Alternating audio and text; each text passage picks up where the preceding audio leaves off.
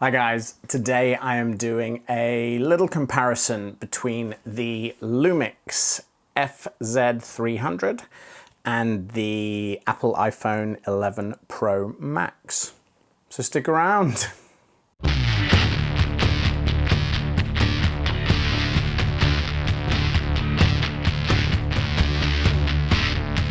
Thanks for sticking around, guys. If this is your first time joining me, welcome to Aeetos Outdoors. My name is David. This channel is all about my journey into the outdoors, whether it be hiking, backpacking, camping, fishing, canoeing, whatever it may be. If any of that sounds like it's of an interest to you, then please click the subscribe button down here and click the bell icon to turn notifications on. That way you'll get notified every time I post a new video. And right now I'm doing that once a week on a Wednesday. A little bit of backstory to this video. A friend of mine who is a professional photographer, he did the picture that is the logo for the channel, so the bald eagle. He did that, and I've also used a couple of his other pictures of his. So shout out Isaac Shaw Photography. I will link him down below. Shout out Isaac for lending me this camera in the hope that I buy it. So he has lent me his Lumix FZ300, which is this camera right here. The camera that I normally use and have used since I started, or just most of the time, is the iPhone 11 Pro Max. So I'm filming on both of these. They're side by side at slightly different positions, and I'm going to hopefully do a little bit of a comparison. Now, first and foremost, the differences between the two. One of them's a cell phone, the other's a professional camera. The Lumix FZ300 has a fixed lens on it that is 25mm to 600mm. So it's a fixed lens that can zoom in a huge amount. I'll have some photos showing while we're talking about this, but I took this down to the beach last week just to test it out on one of the days when it wasn't raining here, and the zoom that you can get from this, the picture quality of the zoom is amazing. And that's one of the things that attracts me to this camera, is the ease of just having the one lens that can be relatively wide angled, but also can really zoom in to get those intense shots. So I see eagles all around here all the time, and photos on the iPhone zoomed in never really do them justice, whereas I'm hoping potentially with this it'll create some great photos. That really brings me into the next point, is that I don't really know how to take a good photograph. I am not a professional photographer. I've had no photography training, so I don't really know necessarily how to compose a shot. Things like f-stop, aperture, ISO, shutter speed. All of these things are relatively new to me. So as much as I have learned a little bit using Filmic Pro on the iPhone, which is an app for the iPhone, as much as I have learned a little bit in using Filmic Pro, using the camera is going to be a very new experience for me. So we shall have to see how that goes.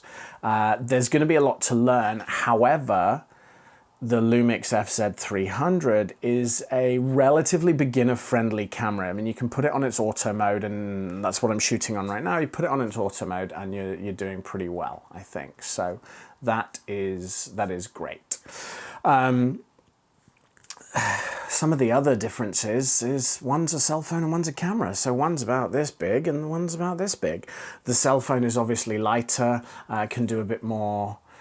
Can be used for other things, so the cell phone is a bit more versatile, whereas the camera, you're pretty much just committing to something that can take pictures and video, albeit great pictures and video.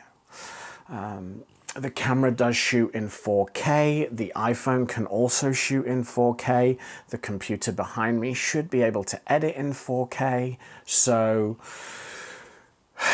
I'm really at a bit of a crossroads, and I'm really hoping that having these two side-by-side comparisons will help me realize if I do want to commit to spending the admittedly cheap price that he is offering me on the camera, or if I just want to keep my phone as it is.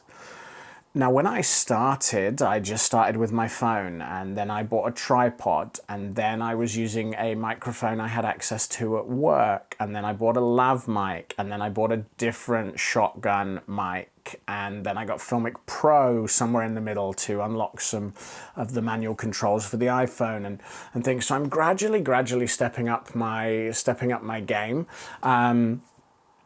But this is a relatively expensive commitment and a jump, so I'm toying with that. I mean, the camera and the accessories that he has for it, he's selling at a very reasonable price. I would then need to get some extra accessories. I'd need to get a Gorilla Pod that can hold the camera with a mic on it. I'd also need to get a USB card reader, because you can't connect with USB on the camera, whereas you can on the iPhone.